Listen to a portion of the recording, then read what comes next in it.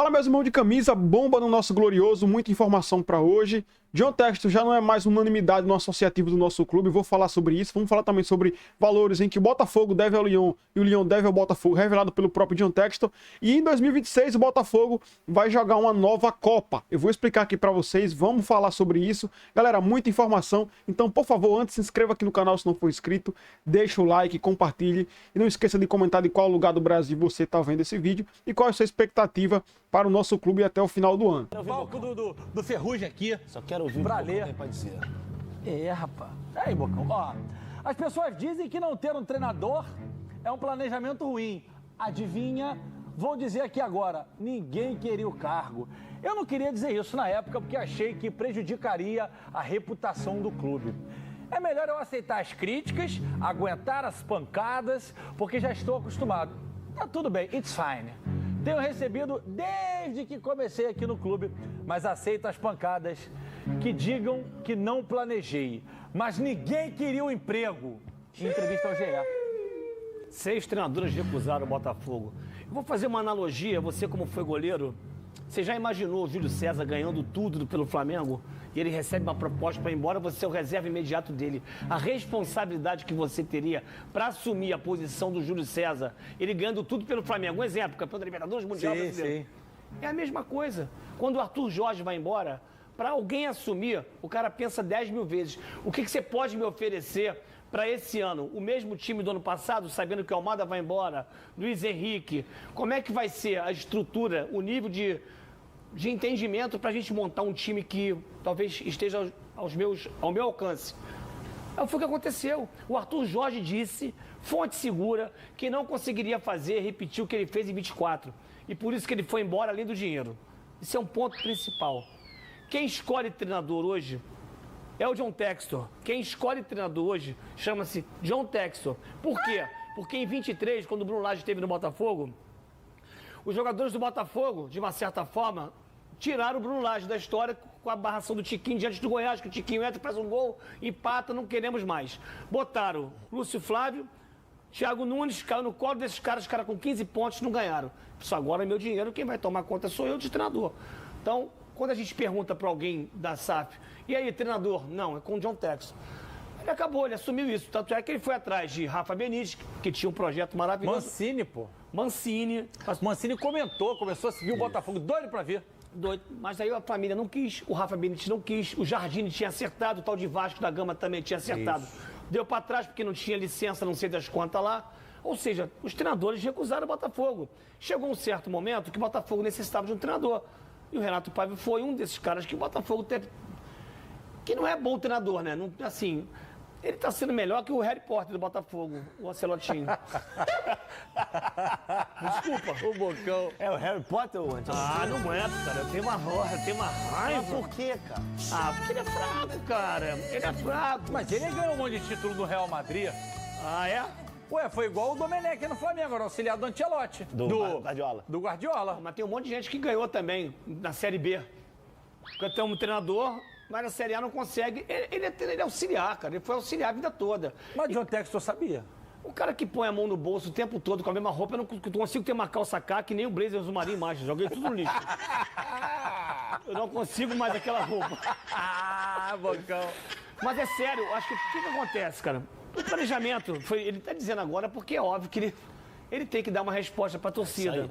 Mas o Botafogo, o Arthur Jorge chegou dia 6 de abril do ano passado, 6 de abril.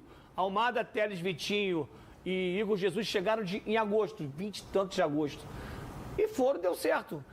O planejamento hoje, que as pessoas botaram a palavra na boca, planejamento, são apostas, gente. A gente não sabe se vai dar certo. O Samuel não chegou no Flamengo, é o melhor. Convocado. Foi convocado. E agora?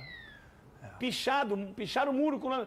Gente, futebol é isso. É uma imprevisibilidade, é injustiça. Não dá pra você cravar que os jogadores que vêm hoje, independente de ter um scout maravilhoso, quer dizer, o scout ano passado foi maravilhoso, esse ano é ruim. Monitora o tempo todo, radar. É verdade. E eu sei que amanhã tem uma reunião para fazer o planejamento de 26.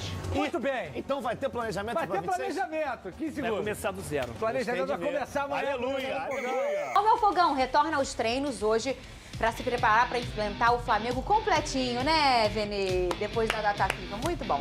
O problemas, aí vem minha parte. Com problemas de jogadores lesionados. O Alvinegro tenta recuperar pelo menos 2 atletas para esse clássico. O primeiro é o Marçal, que ficou fora por dores musculares. No penúltimo jogo até foi relacionado e tudo bem, achei estranho, ele não desceu do ônibus. E aí, em cima da hora, ele teve problemas musculares e não participou do jogo.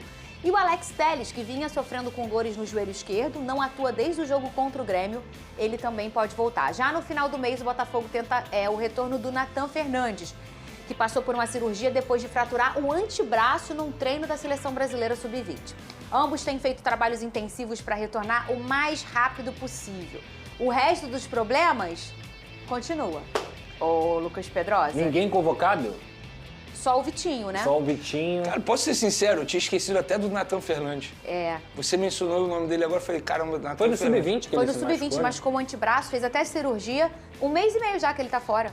Cara, e olha, eu vou te falar uma coisa, eu tenho todas as críticas possíveis à gestão do Botafogo nessa temporada, mas não dá pra falar que eles não contrataram, que eles não trouxeram jogadores, que eles não tentaram formar um time isso ali. aqui. Isso é óbvio, eles tentaram e o Botafogo esbarrou e muitas vezes nessas questões fora de campo.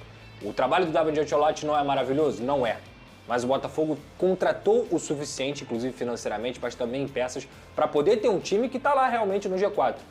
E tem muito azar envolvido nisso também. Tem incompetência, tem mau planejamento, mas tem muito azar envolvido. O time do Botafogo, não vou dizer, precisa nem estar completo como o tal do Flamengo, mas se tivesse 90%, com 10% dos jogadores lesionados, o time do Botafogo continuaria brigando pelo G4 até o final do Campeonato Brasileiro e poderia até estar mais perto de Cruzeiro, Palmeiras e Flamengo. Porque hoje, gente, a gente olha a tabela do campeonato, é muita diferença. O terceiro pro quarto tem 9 pontos de diferença. Se for olhar o terceiro pro quinto, sexto, sétimo, é mais ainda. São 12. É muita coisa para um campeonato que geralmente preza pelo equilíbrio. Então, assim, o torcedor botafoguense tem que se benzer mais uma vez, porque, de fato, foram muitos desfalques por conta de lesão, por conta de convocação, por tudo. Isso é muito ruim para uma equipe que precisa desses jogadores mais qualificados. O próprio John falou numa entrevista, se não me engano, foi pro Globo, pro Globo, né? Foi ontem ou anteontem, ele falou que ele já entendeu que 2025 foi um fracasso e que ele teve até algumas recusas de alguns treinadores no início do ano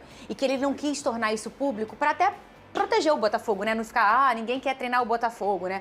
E realmente, a gente falou o ano inteiro aqui, o Pedrosa sempre bateu nessa tecla e a gente concordou em relação ao planejamento. Mas eu falei aqui também outro dia, o planejamento não foi correto, foram muitos experimentos e aí nem sempre vai dar certo, mas o investimento ele aconteceu e de forma macro, de forma forte. Se a gente for olhar o valor que o Botafogo investiu nessa temporada, foi um valor bem alto. Aí mistura um monte de coisa.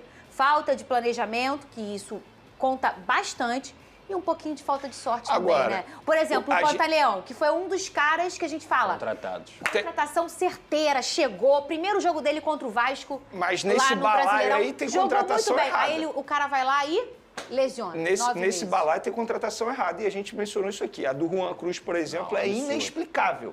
É inexplicável. Nada explica o tamanho do investimento e a contratação. Se fosse por empréstimo, a gente ia até tentar entender, mas 50 milhões de reais num jogador que a gente já sabia que não iria render dentro de campo, entra nesse balaio. Causou surpresa, Vene, porque era um scout que funcionava. Não, mas não vai forma... acertar sempre, Fernandinha. Não vai acertar sempre, não tem jeito, assim. Mas se botar na ponta do lápis, o acerto, o número de acerto é muito maior do que o número de erro. É muito. Eu só tô mencionando porque, assim, pro torcedor não Até achar que toda ano. contratação... Até nesse ano. É isso, vai ser certeira. Não vai ser certeira. Mas eu acho que, mais do que a falta de planejamento no começo do ano, pelos nãos dos treinadores, tem também, no meio da temporada, a rotatividade no elenco. Porque você contrata um zagueiro, por exemplo, o Jair, 2 meses, 3 meses depois ele está sendo vendido. O Cuiabano é vendido e volta 5 dias depois.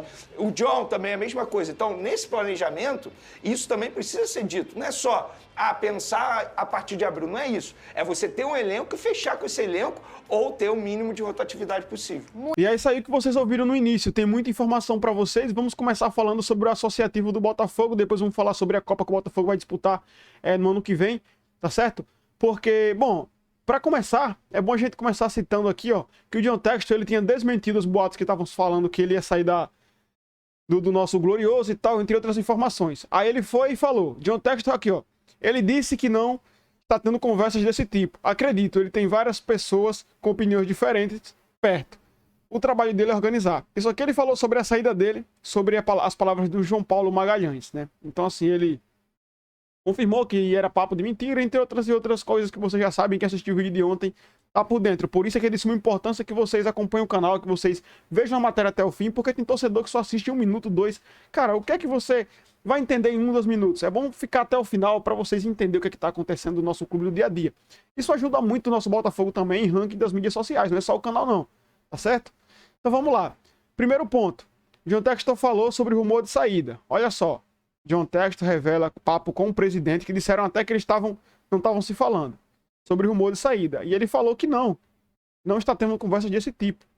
E ele falou que acredita, tá? Tô falando agora do John Textor, que ele disse que acredita, que ele tem várias pessoas com opiniões diferentes e o trabalho dele é organizar. Tá certo, galera? Só para dar início para vocês, porque o que vem agora na sequência é isso aqui, ó, que foi soltado ontem, uma informação já perto da noite. O presidente do Botafogo se reuniu com a Ares e com a Igor.